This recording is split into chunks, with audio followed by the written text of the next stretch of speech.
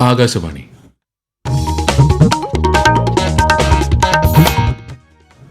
നമസ്കാരം. പ്രാദേശിക വാർത്തകൾ വായിക്കുന്നത് സുധിൻ സൈനുദ്ദീൻ.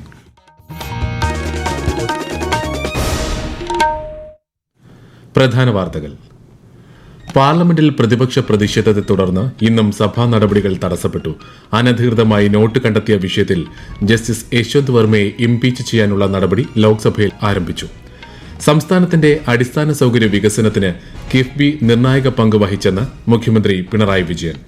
കേരളത്തിൽ തദ്ദേശ തെരഞ്ഞെടുപ്പിലെ കരട് വോട്ടർ പട്ടിക പുതുക്കുന്നതിനുള്ള സമയപരിധി ഇന്ന് അവസാനിക്കും. സംസ്ഥാനത്ത് സാമൂഹിക വനവൽക്കരണ പ്രവർത്തനങ്ങൾ കൂടുതൽ ശക്തിപ്പെടുത്താൻ വനമന്ത്രി എ കെ ശശീന്ദ്രൻ ഉദ്യോഗസ്ഥർക്ക് നിർദ്ദേശം നൽകി.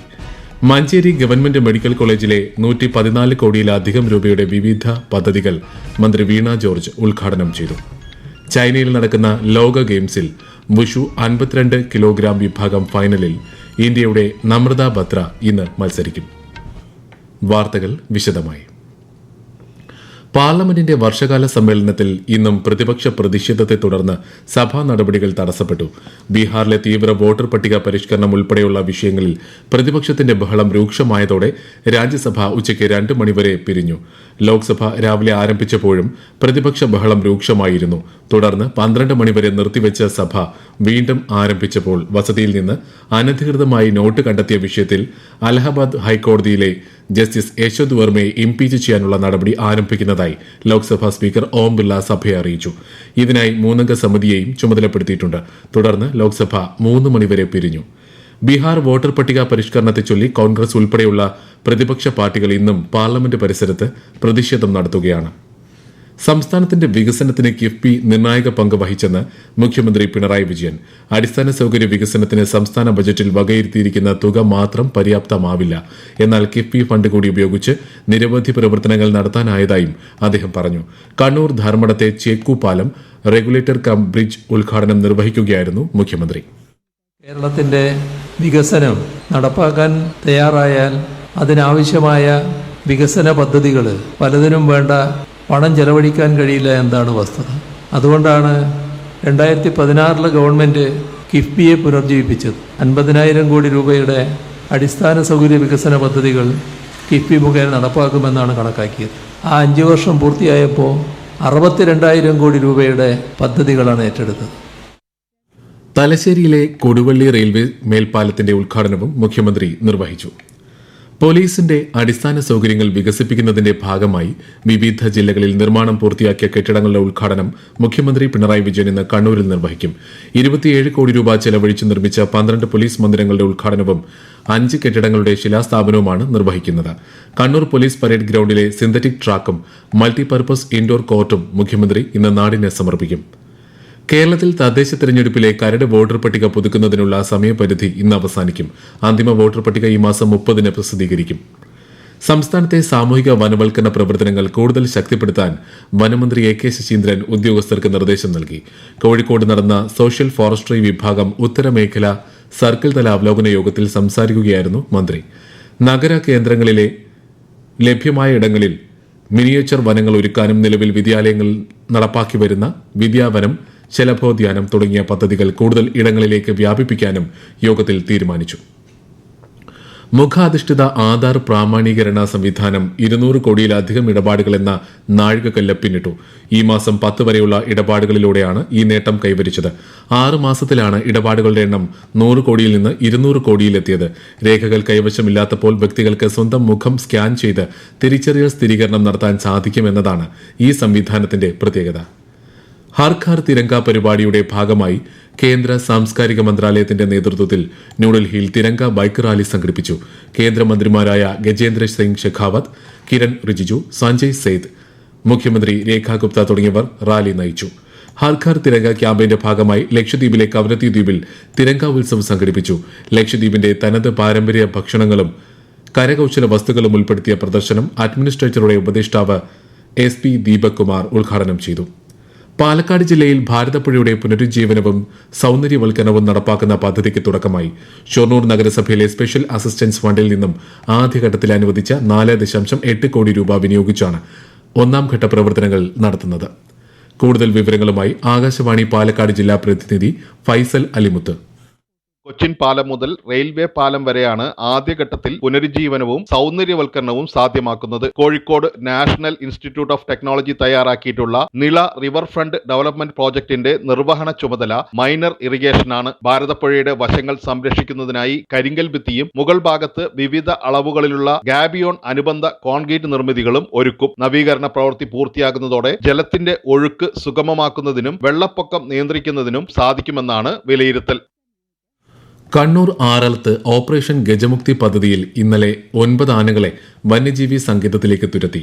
ആറളം ഫാമിലും പുനരധിവാസ മേഖലയിലും ജനങ്ങളുടെ ജീവനും സ്വത്തിനും ഭീഷണിയായ കാട്ടാനകളെ തുരത്തുന്നതിനായി വിവിധ വകുപ്പുകളുടെ സഹകരണത്തോടെയാണ് ദൌത്യം ആരംഭിച്ചത്. ദൌത്യം വ്യാഴാഴ്ച വരെ തുടരും. ഈ വാർത്തകൾ ആകാശവാണിയിൽ നിന്ന്.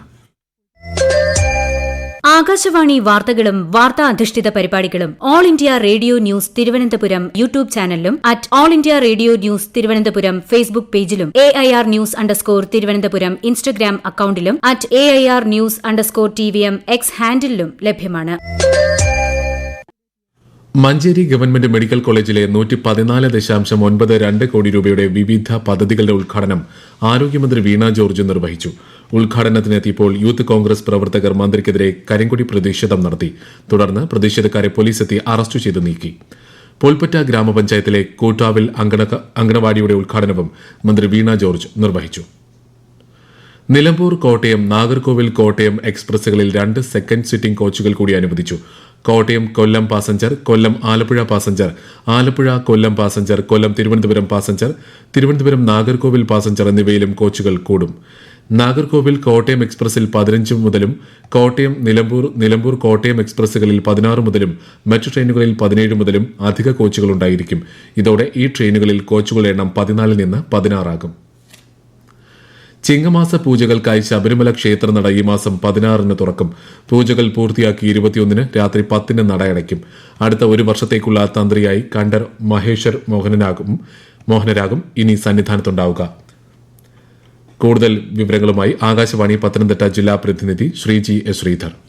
ഈ മാസം 16 വൈകിട്ട് 5 ചിങ്ങമാസ പൂജകൾക്കായി ശബരിമല ക്ഷേത്രനട മേൽശാന്തി അരുൺകുമാർ നമ്പൂതിരി തുറന്ന് ദീപം തെളിക്കും. നട തുറക്കുന്ന ദിനം പൂജകൾ ഒന്നും തന്നെ ഉണ്ടാവില്ല. ശബരിമല ക്ഷേത്രത്തിന്റെ താന്ത്രികാവകാശമുള്ള താഴവൺ മഠത്തിന്റെ ശാഖകളായ 2 കുടുംബങ്ങൾക്കാണ് ഒന്നിടവിട്ട വർഷങ്ങളിൽ ശബരിമല തന്ത്രിയുടെ ചുമതല ലഭിക്കുന്നത്. കർക്കിടക മാസ പൂജകൾ പൂർത്തിയാക്കി തന്ത്രി കണ്ഠര് രാജീവര്, കണ്ഠര് ബ്രഹ്മദത്തൻ എന്നിവർ മലയിറങ്ങിയിരുന്നു. ഇന്ത്യൻ ബഹിരാകാശ ഗവേഷണത്തിന്റെ പിതാവായ വിക്രം സാരാഭായിയുടെ ജന്മവാർഷിക ദിനം ഇന്ന്.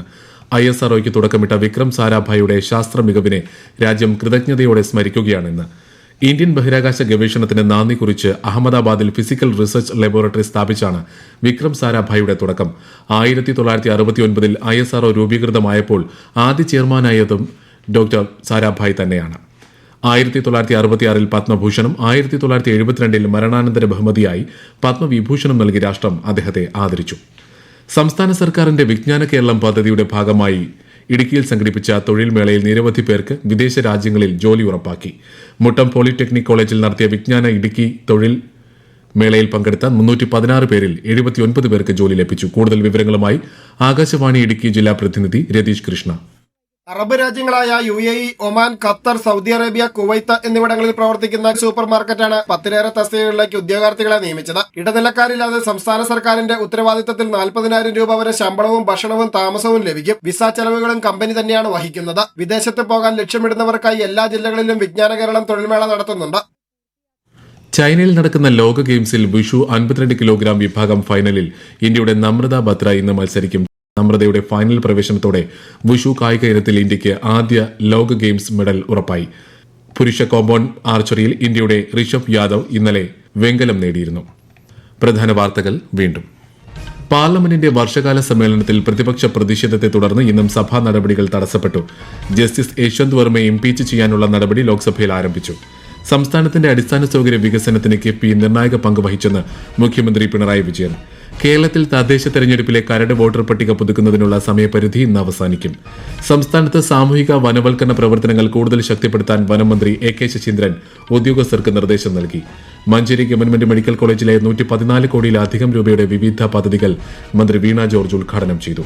ചൈനയിൽ നടക്കുന്ന ലോക ഗെയിംസിൽ വുഷു 52 കിലോഗ്രാം വിഭാഗം ഫൈനലിൽ ഇന്ത്യയുടെ നമ്രത ബത്ര ഇന്ന് മത്സരിക്കും. പ്രാദേശിക വാർത്തകൾ കഴിഞ്ഞു. അടുത്ത വാർത്താ പ്രക്ഷേപണം 12:50.